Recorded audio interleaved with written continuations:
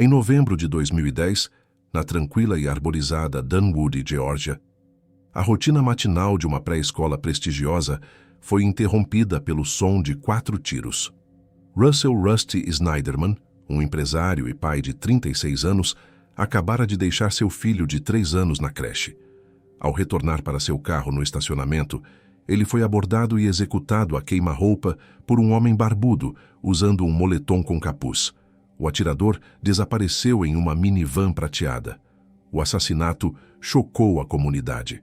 Rusty era um pilar da comunidade judaica, um marido amoroso e um pai devotado, aparentemente sem inimigos. A investigação policial inicialmente parecia não ter pistas, sugerindo uma execução profissional. No entanto, quando os detetives fizeram à viúva, Andrea, uma pergunta simples, a fachada da família perfeita começou a desmoronar.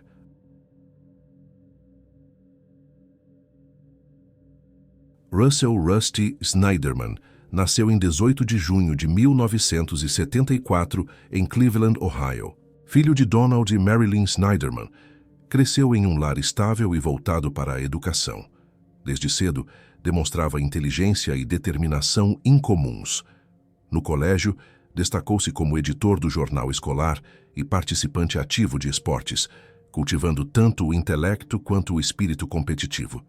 Seus colegas o descreviam como sociável e dono de um humor leve, sempre disposto a ajudar. Seguindo os passos do pai contador, Rusty estudou finanças na Universidade de Indiana e, mais tarde, conquistou o cobiçado MBA em Harvard. Era o tipo de homem que inspirava confiança, ambicioso, disciplinado e profundamente ligado à sua fé judaica.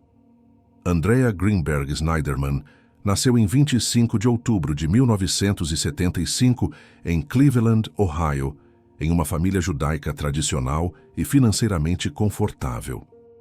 Descrita como uma jovem estudiosa e reservada, destacou-se desde cedo em matemática e engenharia.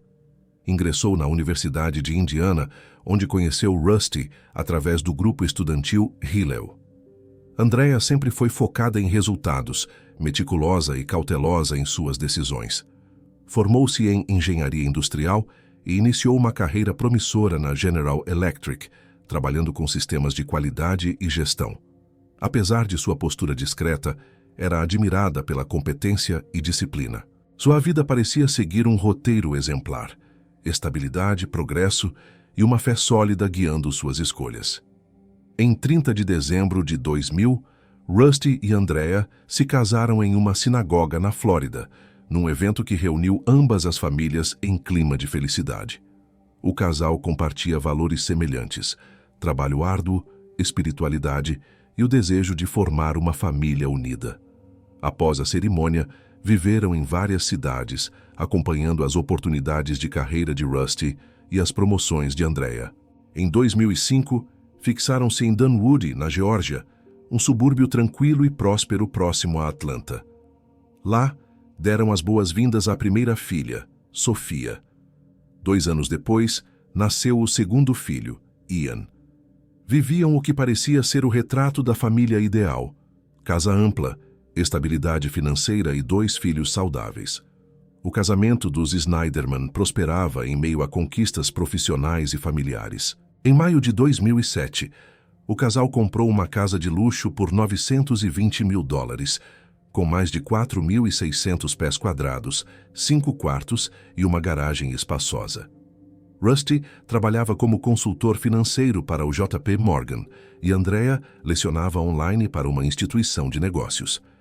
Eles administravam o lar com prudência, poupando e evitando excessos. Ambos vinham de famílias que valorizavam o esforço e a segurança econômica. Aos olhos da comunidade de Dunwoody, eram um exemplo perfeito de sucesso e harmonia. Um casal jovem, educado e engajado, envolvido com a sinagoga local e ativo em atividades beneficentes.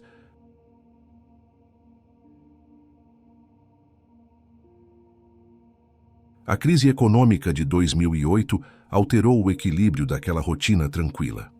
Com cortes em massa em grandes empresas, Rusty perdeu o emprego e, pouco depois, Andrea também enfrentou a demissão. Com 2 filhos pequenos e uma hipoteca em aberto, o casal viu-se pela primeira vez em situação de incerteza. Apesar do aperto, haviam economizado cerca de $1 milhão em contas de aposentadoria e poupança, o que lhes deu tempo para reorganizar a vida. Rusty aproveitou o período para cuidar das crianças, enquanto buscava novas ideias de negócios. Andrea, pragmática, manteve o foco em restabelecer a estabilidade profissional, acreditando que o trabalho seria a chave para superar as dificuldades. Em 2010, Andrea conseguiu uma vaga como gerente de sistemas de qualidade na G-Energy, graças à indicação de uma amiga de seu grupo de leitura. O salário era excelente, mas exigia dedicação integral e constantes viagens. A nova rotina alterou a dinâmica familiar. Andrea passava longas horas fora de casa, enquanto Rusty assumia as tarefas domésticas e o cuidado das crianças. Ele, por sua vez, trabalhava no desenvolvimento de seu próprio empreendimento, o Star Voicemail, um serviço de mensagens personalizadas com vozes de celebridades. A vida dos Snyderman parecia estável novamente, embora pequenas tensões começassem a surgir. O contraste entre as responsabilidades domésticas e o ritmo acelerado da carreira de Andrea começava a pesar. Mesmo com o cotidiano aparentemente sob controle, eventos estranhos começaram a preocupar o casal. Em 20 de outubro de 2010 à noite, enquanto assistiam televisão, ouviram o portão eletrônico da garagem abrir sozinho. Assustados, chamaram a polícia, que não encontrou sinais de invasão e atribuiu o fato a uma falha mecânica. 3 semanas depois, Rusty sentiu cheiro de gás ao sair de casa e encontrou um homem deitado junto ao medidor. Quando o confrontou, o estranho se levantou e fugiu rapidamente. As autoridades novamente minimizaram o caso, alegando defeito no equipamento. Ainda assim, Rusty ficou inquieto, sentindo que algo errado se aproximava.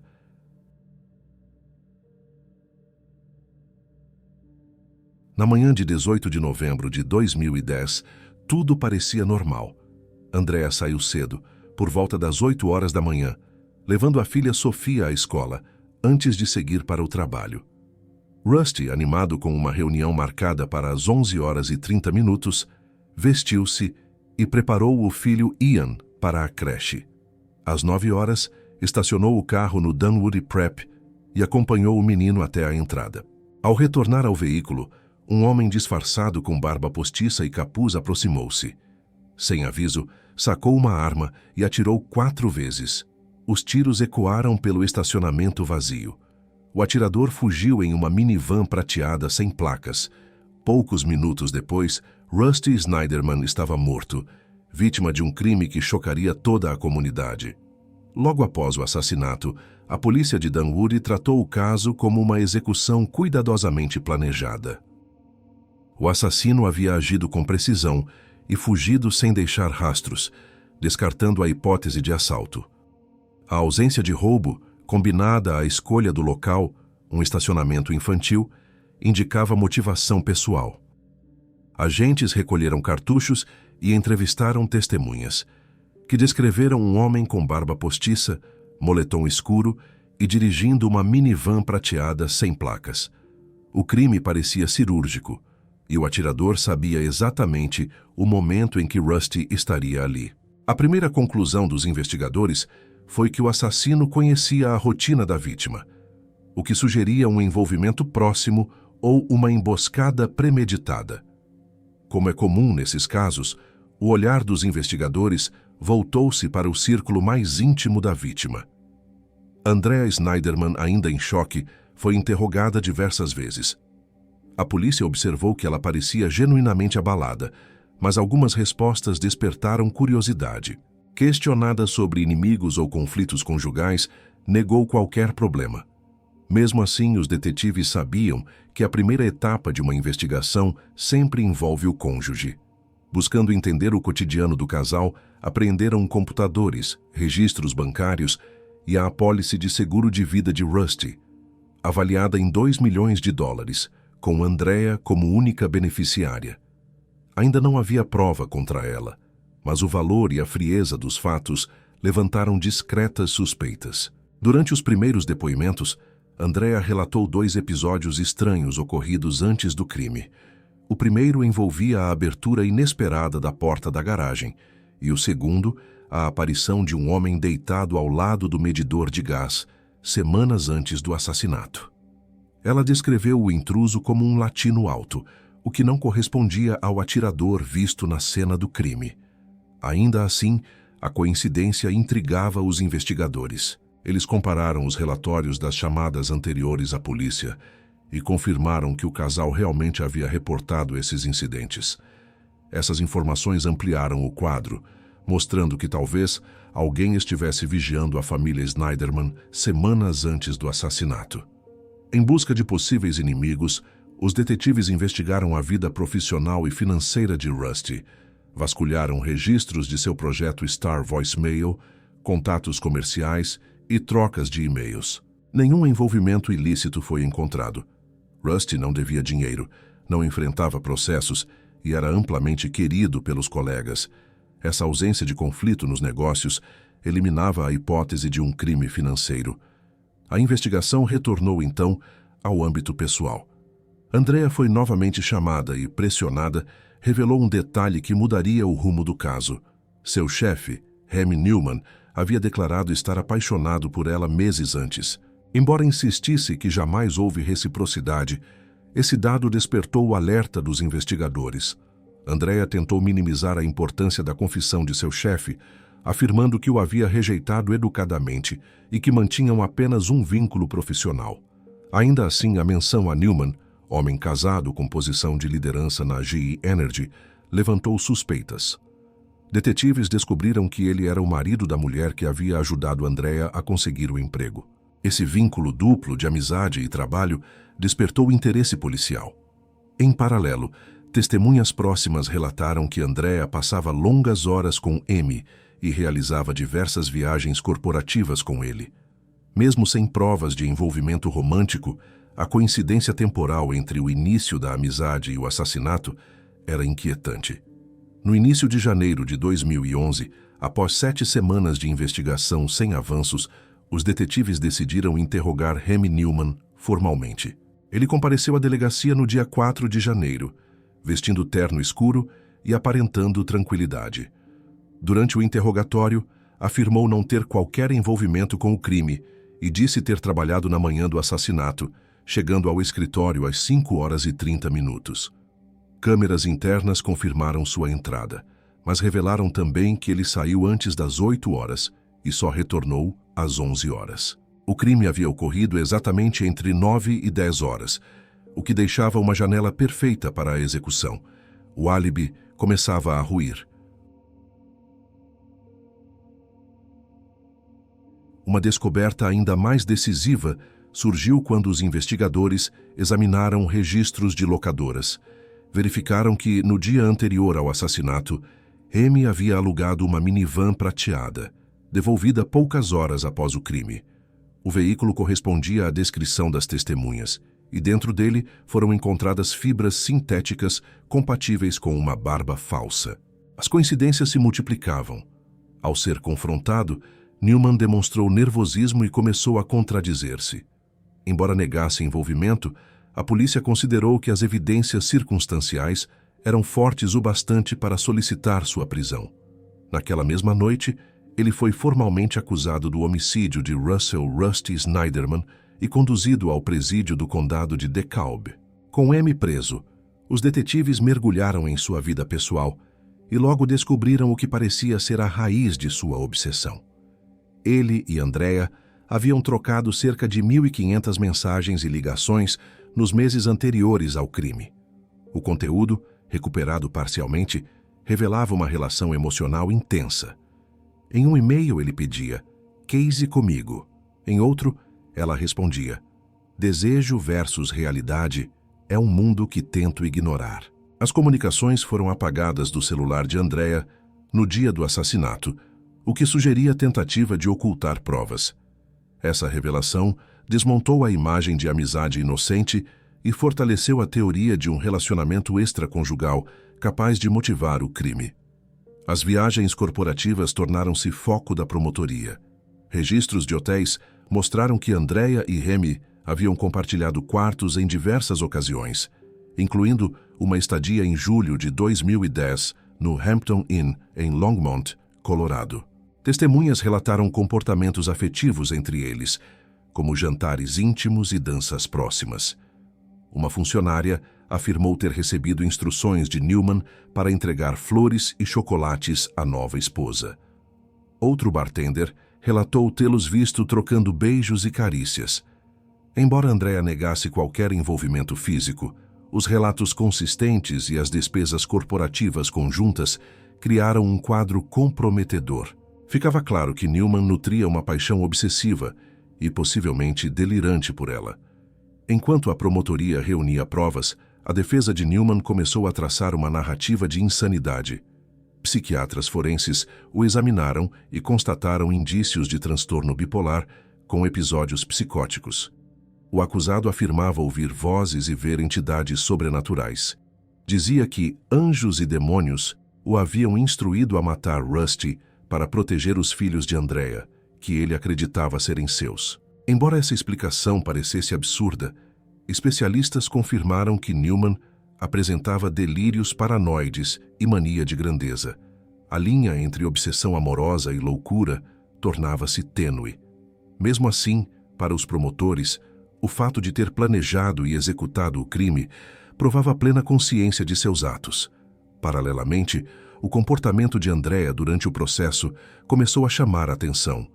Ela mentiu em interrogatórios, negando ter viajado com Newman e omitindo o volume de suas comunicações. Quando confrontada com provas, alegou confusão ou falha de memória. Também negou ter deletado mensagens de seu telefone, embora registros técnicos demonstrassem o contrário. Esses fatos levaram à sua acusação por falso testemunho, obstrução e ocultação de provas.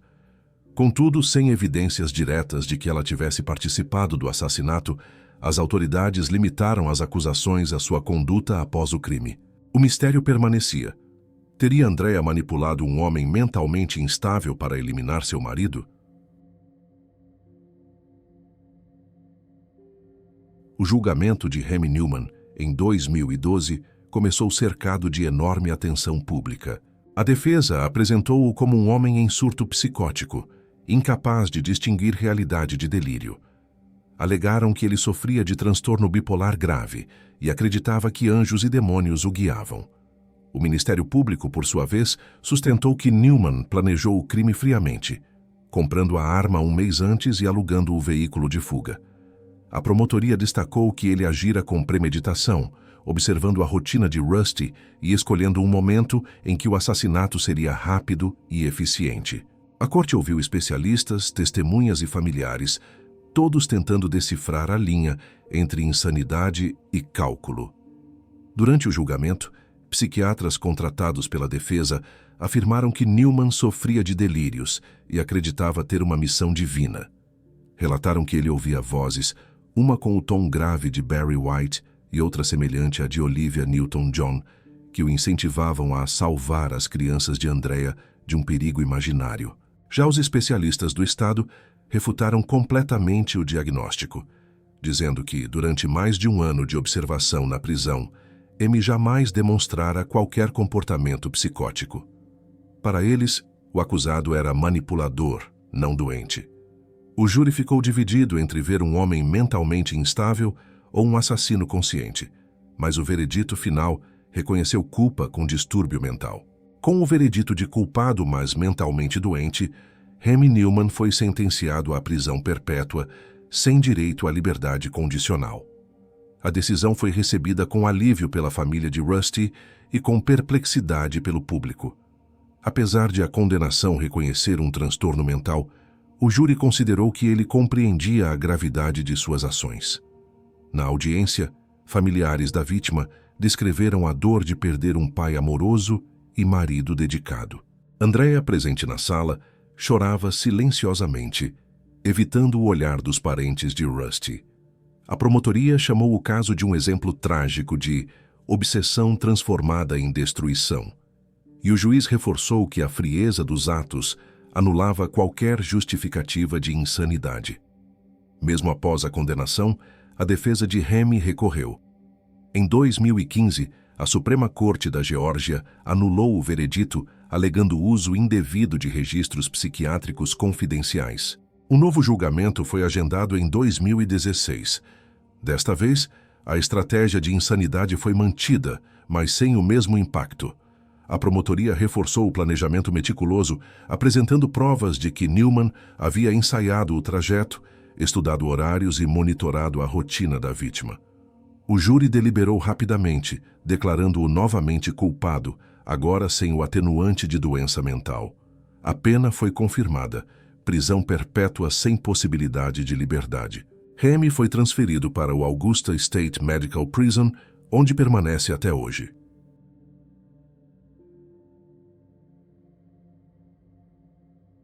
Enquanto Newman enfrentava o sistema judicial, Andrea Snyderman passou de testemunha à acusada. Durante a investigação, descobriu-se que ela apagara mensagens, mentiu sobre viagens e negou ter contato com o assassino no dia do crime. Em 2013, foi formalmente indiciada por obstrução da justiça, falso testemunho, ocultação de provas e prestação de declarações falsas. O Ministério Público tentou inicialmente incluí-la como coautora do homicídio, mas retirou as acusações por falta de provas diretas. O julgamento concentrou-se, então, em suas mentiras sob juramento e interferência na investigação. Andrea manteve a postura de inocência, afirmando ter sido apenas uma mulher confusa e amedrontada após a morte do marido. Durante o julgamento de Andrea, a promotoria apresentou e-mails e depoimentos que contradiziam suas declarações anteriores. Testemunhas afirmaram que ela sabia da prisão de Remy antes mesmo do anúncio oficial e que mantinha contato frequente com ele. Um momento particularmente decisivo ocorreu quando sua melhor amiga, Shayna Citron, relatou ter recebido um telefonema de Andrea, a caminho do hospital, no qual ela já dizia que Rusty havia sido baleado. Essa contradição minou completamente sua credibilidade, pois Andrea afirmara sob juramento que só soubera do tiroteio ao chegar à emergência.